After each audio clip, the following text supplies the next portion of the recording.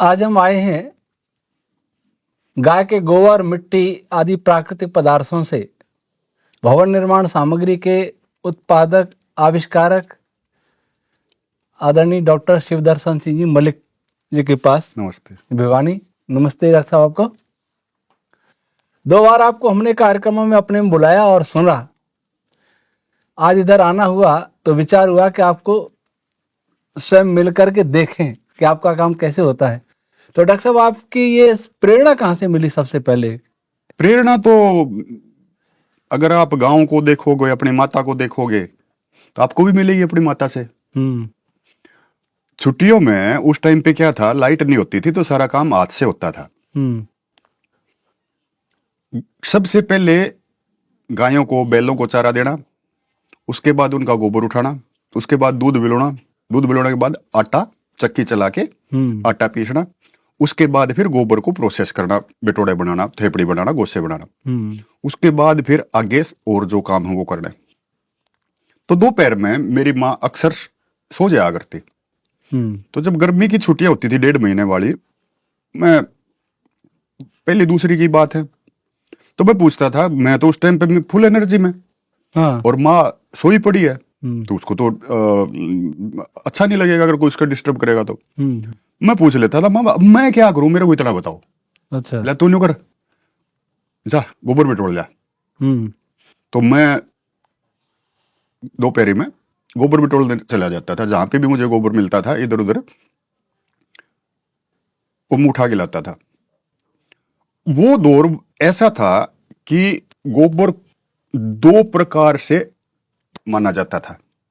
एक तो वो गोबर है जो मेरी प्रॉपर्टी के अंदर है, दूसरा गोबर वो है जो पब्लिक प्लेस पे है। हाँ जी। गली में, बणी में, खेत में, तालाब के पास, कहीं पे भी। तो जो पब्लिक प्रॉपर्टी वाला गोबर होता था, वहां पे जब हम बच्चे किसी को भी पूछ उठाता देख लेते थे, पता चल जाता था भी गोबर करेगा, तो हम चिल्लाते थे, वो मेरा, वो मेरा, वो मेरा। अच्छा। आपने भी कह दिया मेरा और मैंने भी कह दिया है मेरा, दोनों ने एक साथ कह दिया। तो फिर हम क्या करेंगे, हम दोनों भागेंगे। अच्छा। और भाग के जो सबसे पहले उसको टच कर देगा वो उसका गोबर हो जाएगा। और टच करके उसके ऊपर या तो कोई कंकर रख देगा या कोई जाड़ा तिनका वगैरह उसके अंदर रख देगा। उसको बोलते थे रूंदा हुआ गोबर। भाई गोबर किसी और का रूंद लिया किसी ने। बाद में जब हमारे पास समय होता था तो हम उसको उठा के ले आते थे, उसको कोई भी नहीं छेड़ता था। अच्छा। तो हमारे गांव के अंदर कहीं पे भी एक दाना भी गोबर का हमें नहीं मिलता था। क्यों नहीं मिलता था?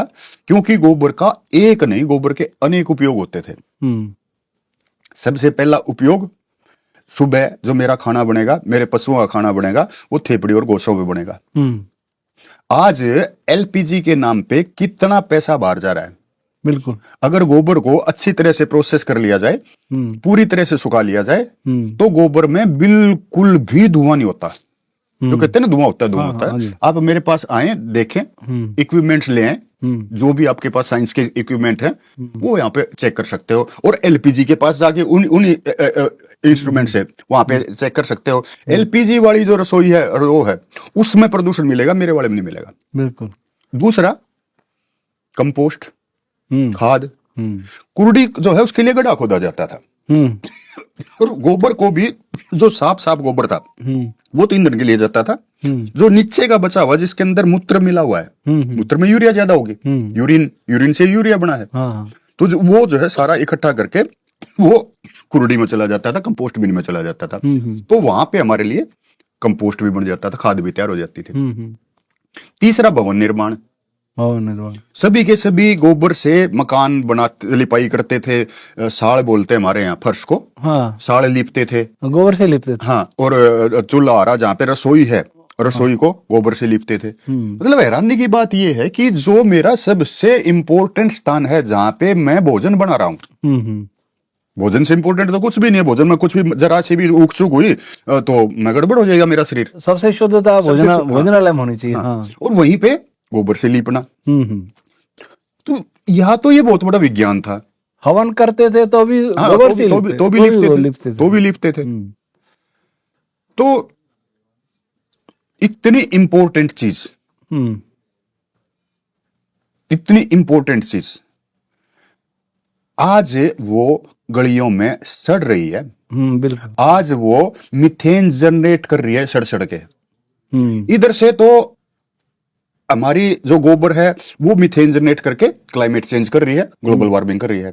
इधर से जो फॉसिल फ्यूल है, एलपीजी धरती के गर्भ से हम निकाल रहे हैं, वो फॉसिल फ्यूल भी कार्बन डाइऑक्साइड बढ़ा रहा है। दोनों तरफ से हमें नुकसान हो रहा है। तो गोबर का क्या किया जाए? अगर वो भवन निर्माण में काम लेते थे तो कैसे लेते थे? अगर वो ईंधन में काम लेते थे तो कैसे लेते थे? हमारे को बचपन में राख चटाई जाती थी। कभी बाहर जाते थे ना, कुछ भी खा के, मीठा खा के, दूध पी के, तो वो राख चटा देते थे। राख जो है, जो मेरे शरीर के अंदर जो फूड पॉइजनिंग कर सकते हैं, उन बैक्टीरियाज को शांत कर देती थी।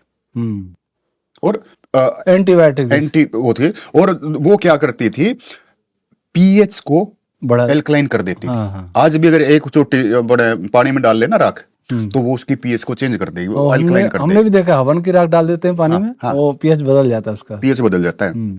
तो गोबर से और भी अच्छी चीज है राख। गोबर से अच्छी है। तो हमारे यहाँ पे ये जितना गोवंश है, इस गोवंश के पास, हमारे पास बैल भी है यहाँ पे, बैल भी देखा, हमारे पास बछड़े भी हैं। हमारे पास जो ना, हम जो भी हमारे पास प्रभु ने दिया है, हमने उसको वैसी रूप में लेके और संभाल के रखा है। इसको हम क्यों संभाल के रखे पा रहे हैं? क्योंकि हम गोबर का प्रॉपर इस्तेमाल करते हैं।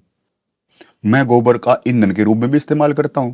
मैं राख से अपना दातुन भी करता हूं। मैं राख से अपने बर्तन भी साफ करता हूं। जहां पे मेरे को दिखे कि यहाँ पे कोई अशुद्धता है, वहीं पे मैं राख छिड़क देता हूं। अच्छा। क्योंकि बचपन में मैंने देखा है कि हमारे जो बुजुर्ग थे ना, जब वो अंतिम अवस्था में चले जाते थे, चारपाई पे चले जाते थे, उठा नहीं जाता था, तो उनके सिराने एक राख का तसला रख दिया जाता था।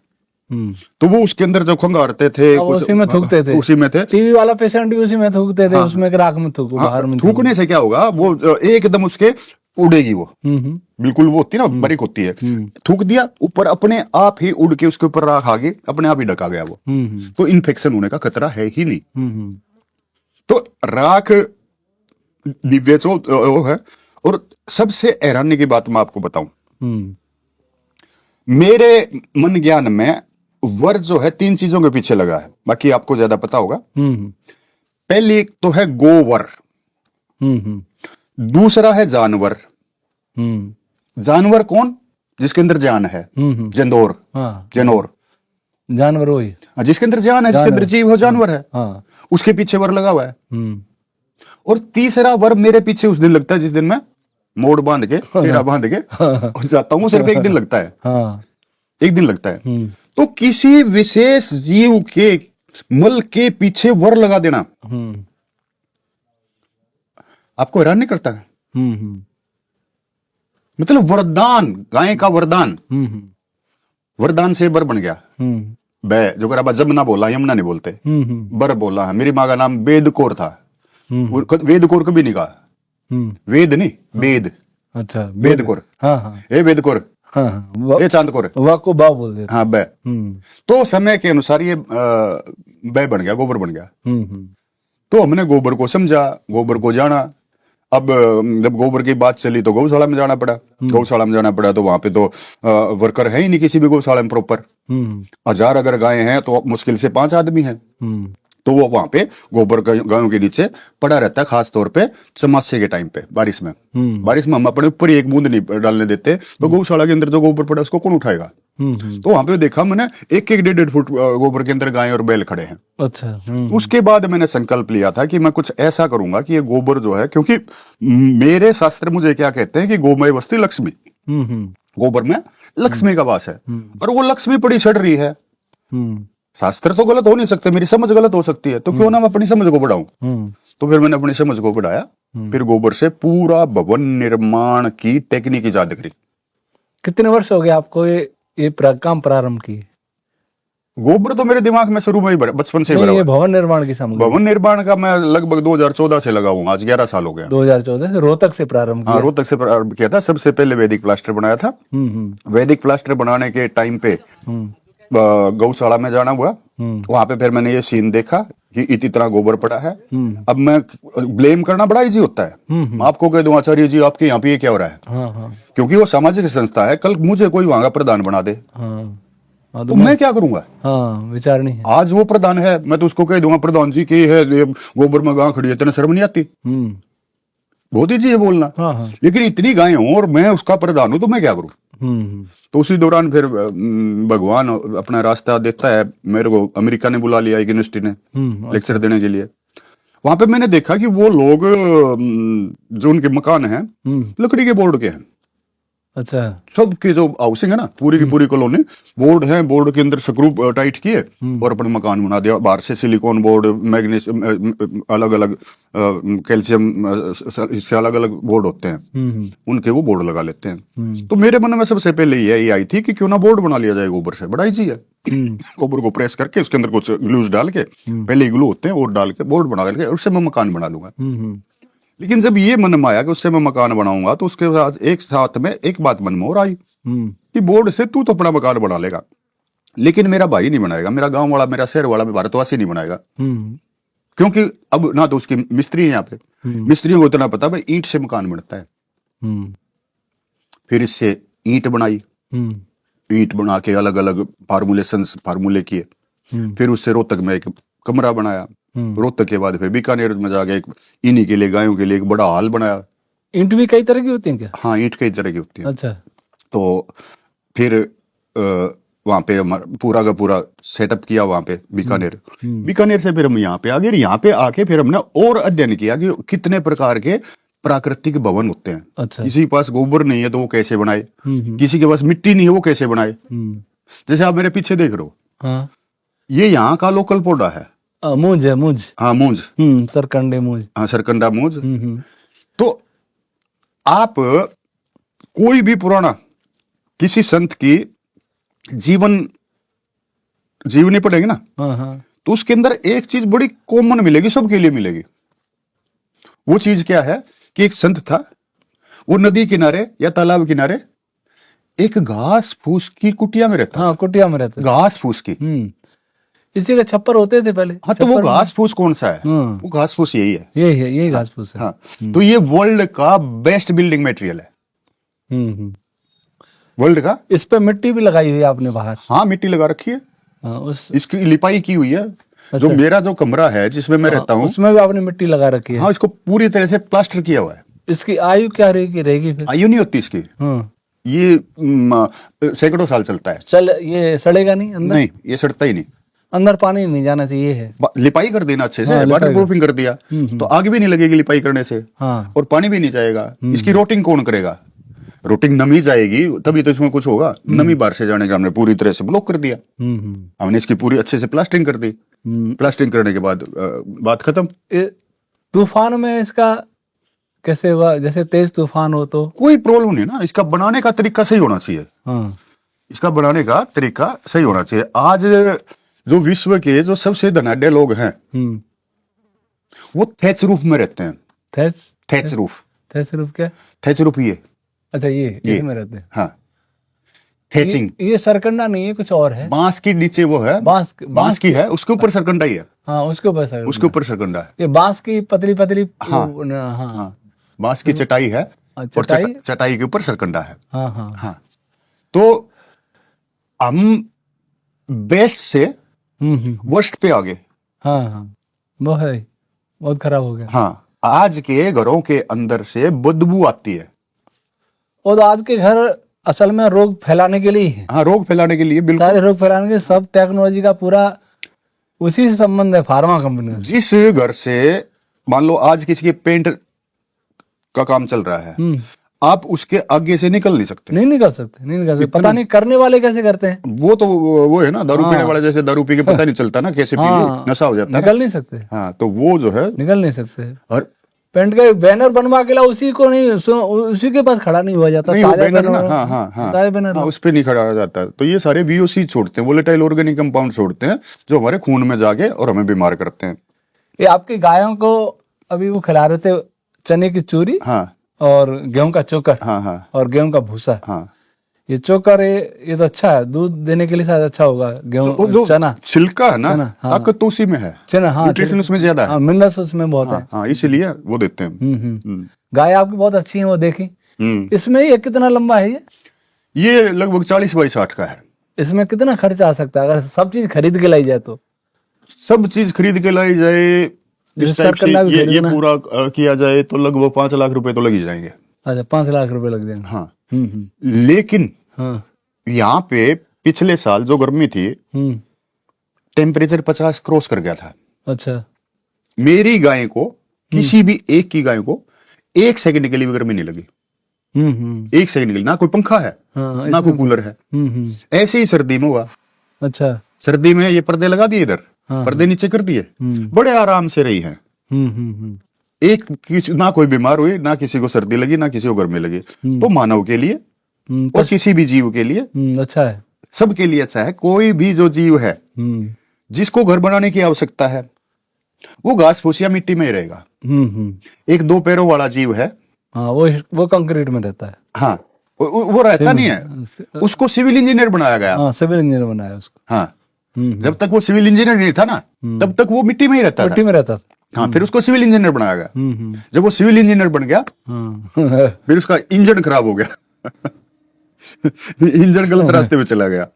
आपने एक उदाहरण दिया था यहाँ या घूमने से गौशाला में पैदल, हाँ, वो अमेरिकन किसी व्यक्ति की एलर्जी समाप्त होगी। हाँ, हुई है 5 दिन में। हाँ, हुई है।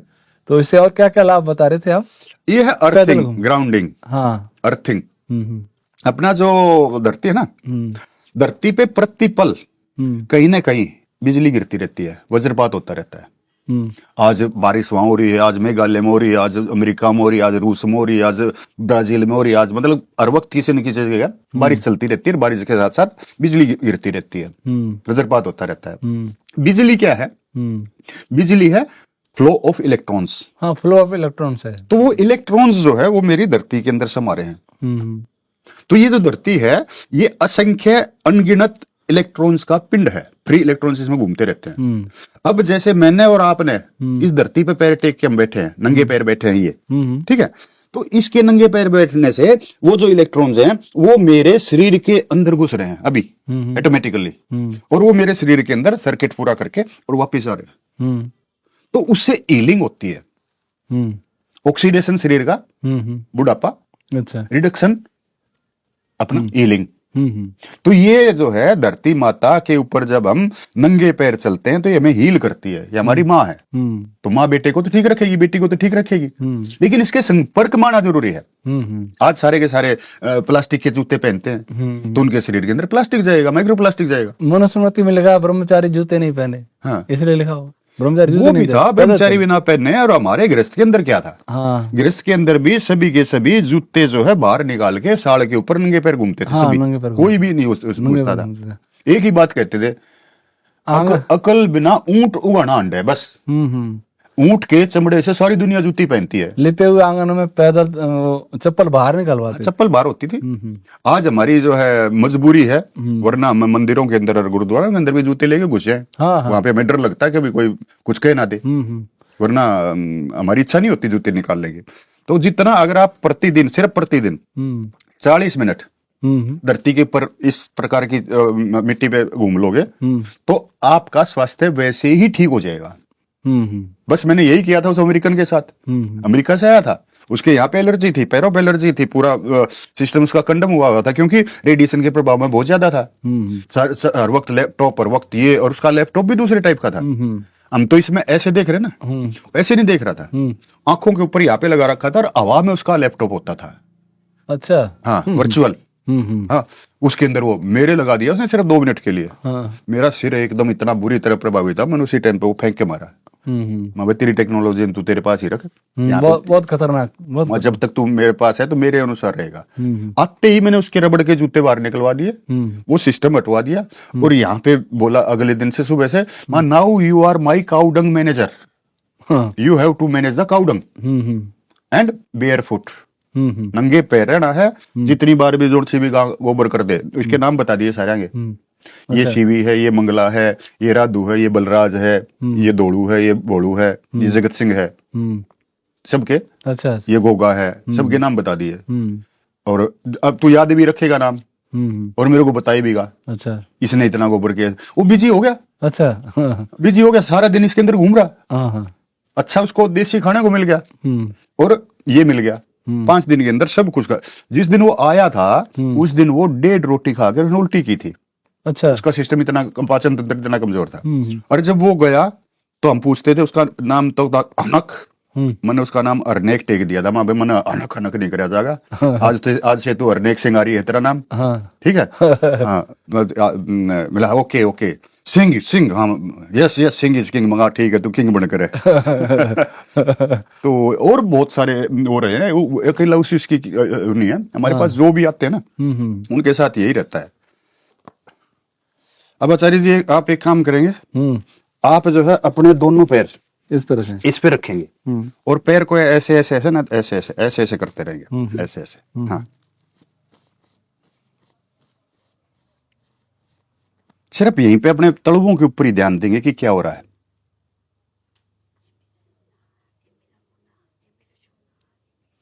कुछ अनुभव हो रहा है?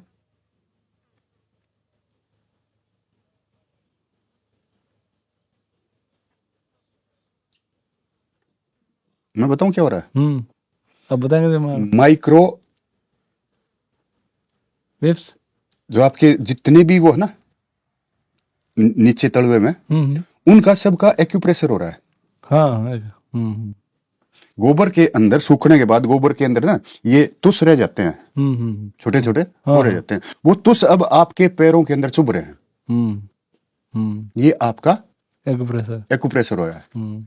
तो इस प्रकार अगर हम गोबर का औषधि उपयोग, गोबर का घर में उपयोग, गोबर पे खाना बनाना, इस प्रकार का अगर हम शुरू कर दें तो आपको एक भी गाय, जिसको आप लावारिस कहते हो ना, वो लावारिस नहीं मिलेगी, वो नहीं मिलेगी, नहीं मिलेगी। हाँ, उपयोग करना जान लो। दूध के लिए आप गाय मत रखो। दूध सिर्फ आपके परिवार के लिए खाने का एक खाद्य पदार्थ है। गाय को रखो गोबर के लिए। और आज सबसे ज्यादा जो पैसा हम वन टाइम इन्वेस्टमेंट करते हैं वो करते हैं मकान बनाने के लिए। सबसे ज्यादा पैसा मकान में और बीमारी में। वो गोबर आपको बीमार भी नहीं होने देगा, आपको मकान भी बनवा देगा। मकान में बीमारी में, इसीलिए इसको गो का वरदान बोला गया। तो वरदान को पहचाने और हमारे यहाँ जो 5 दिन का प्रशिक्षण शिविर होता है, हाँ, उसमें आए, सीखे। आज क्या हो रहा है मकानों में पता है? ये जो छज्जे होते हैं ना बाहर, उन छज्जों के ऊपर 20-20, 30-30 लाइट के वो लगा देते हैं। हाँ, हाँ। वो पूरी जिंदगी में मकान की में एक दिन भी नहीं जलते। हाँ। वो वेस्टेज ही तो है, हमें पता नहीं, कोई टोकता नहीं कितनी तार लगी, कितनी पाइप लगी, कितना क्या लग गया। हाँ, हाँ। तो हमें मकान बनाना है तो वो कैसे बनाना है, कहाँ पे क्या चीज लगानी है, वो हम पूरा यहाँ पे डिटेल से बताते हैं। तो उसके अंदर अगर आप आएंगे तो और भी अच्छा रहेगा। चलिए वो तो देखते हैं। 5 दिन का आपका? हाँ, 5 दिन का होता है, आए महीने होता है। हाँ, ये तो अच्छा है। आज तो मुझे तो लगता है जितनी भी टेक्नोलॉजी विकास की बातें हो रही है 2047 तक भारत विकसित, तो क्या होगा, भारत बचेगा नहीं। विकास ये हो रहा है, अब वो 4 दिन की बछड़ी है। हाँ, अब रोज उसका विकास हो रहा है। हाँ, ये विकास, दूध पीती है, नेचुरल विकास। हाँ, थोड़े दिन के बाद ये जैसे 1 साल की है, 1.25 साल की। हाँ, ये मुझे जब चारा चढ़ने लगी उसी दिन से, 1.25 साल की देखिए। हाँ, हाँ, जिस दिन से ये चारा चढ़ने लगी उसी दिन से इसने मुझे गोबर देना शुरू कर दिया, धन देना शुरू कर दिया। विकास ये है। ये विकास। मशीनों का और बड़ा बन जाना वो विनाश है, वो विकास नहीं है, विनाश है, विनाश है। आदमी अपनी अकल को, अपनी बुद्धि को खत्म करता जा रहा है और कृत्रिम बुद्धि के ऊपर निर्भर होता जा रहा है। प्रत्येक जो टेक्नोलॉजी है, जो भी विकास है, वो सारा फार्मा कंपनियों से जुड़ा है। चाहे बिल्डिंग वाला हो, चाहे भोजन वाला हो, चाहे कृषि वाला हो, या कुछ भी हो, सबका फार्मा कंपनियों से लिंक है। सब वही पहुंचा रहे हैं, सब वही हम कमाई कंपनियों को ले रहे हैं, कमाई कंपनियों को ले रहे हैं सारा जो है। और हर आदमी कर्जदार है। वो बहुत कठिन काम है। भगवान का शुक्र है कि मैं तो कर्जदार नहीं हूँ। बहुत अच्छा है। हम भी कर्जदार नहीं है। हाँ। हमें कर्ज लेना हमें तो बहुत खराब लगता है। बुजुर्ग बोला करते वही, इससे बच कर रहना चाहिए। कर्ज और मर्ज दोनों से बच कर। आचार्य चाणक्य ने कहा था, ऋणस्य कर्ता पिता शत्रु। जो ऋण कर्ज लेने वाला है वो पिता दुश्मन है। तो सब कर्ज, गली गलियों में कर्ज बांटने वाले बैठे 0 ब्याज पे। मेरे पास भी बैंक से आएंगे, आपका इतना लोन पास हो रहा है आपका, इतना लोन मिल जाएगा। तीसरा चौथा फोन यही आता है बिना काम के, तीसरा चौथा फोन यही आता है। हाँ जी, फलाने बैंक से बोल रही हूँ लोन ले लो। मैं अभी लोन चाहिए, मैंने मेरी गाय खातिर उल्टा नहीं दूंगा। देती हो तो बोल। मैंने चाहिए पैसे की, मेरे को भी जरूरत है भाई। यहाँ पे मेरे पास जितनी भी हैं, गोवंश बढ़ता जा रहा है, इनका चारा है, इनका और है, इनका रख रखाव है, सेवक है, उनके पैसे हैं, हमारा खुद का खर्चा है। तो चाहिए पैसे, तो पैसे चाहिए, लेकिन गायों के लिए उल्टा नहीं दूंगा। उसके बाद वो फोन ही नहीं करती दोबारा। फिर वो लोन वाला कोई फोन नहीं करता। चलिए डॉक्टर साहब से बहुत अच्छा लगा। असल में आज भिवानी में कार्यक्रम भी है, इसलिए जल्दी निकलना भी होगा भोजन करके। कोई बात नहीं, ठीक है। बहुत अच्छा, नमस्ते। नमस्ते। अब इतनी देर में आपको कैसा लगा ये बताओ? अच्छा लगा। तो अच्छा, दो ये आप साथ ले जाना, जहाँ पे भी बैठो ना। हाँ। ऐसे, क्योंकि ज्यादातर जाओगे वहां पे पक्का फर्श मिलेगा। हाँ। या फिर टाइल्स मिलेंगी। या रबड़ मिलेगा। गाड़ी में रख लेंगे। हाँ, ये रख लो जहाँ पे भी बैठो ना, तो इसमें आपकी अर्थिंग होती रहेगी, अर्थिंग भी होती रहेगी और प्रेशर भी रख लो गाड़ी में। ये मेरी तरफ से आपको तोहफा है। धन्यवाद। इनको भी, आपको भी मिलेगा, चिंता मत करना। आचार्य जी को दे दिया, मेरे को नहीं दिया। अच्छा, आपको भी मिलेगा। ठीक है। और ये जो रिकॉर्ड कर रहा है इसको भी मिलेगा। ठीक है, ठीक।